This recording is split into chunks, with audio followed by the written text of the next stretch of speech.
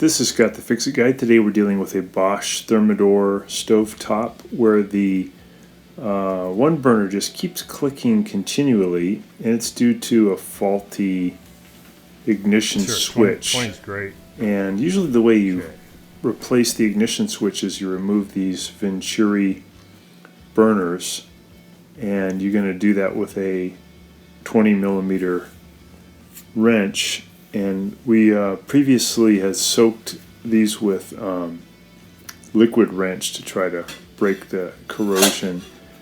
So these were soaked overnight, a couple of nights, and we got the wrench on it using a lot of force, and I'm turning it to the right first to try to kind of break the corrosion, and then turning it left to loosen it, and it's just not moving.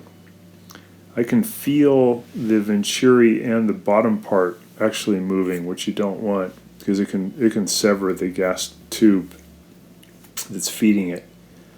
So if this happens and you can't do the conventional method, another idea is that you could try to just pry the ignition switch out from where it is. So I've removed the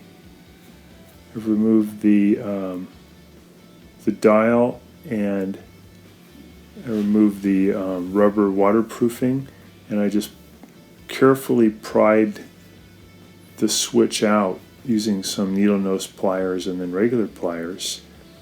And now I'm putting the new switch in. I've already connected the two wires to the spay terminals, and now I'm just going to push that all the way down on the stem, and then I'll put in a little locking clip to hold it down. I'll put the waterproofing back in, and then the dial, and it's back working again. It clicks only when you start it, and that solved the problem.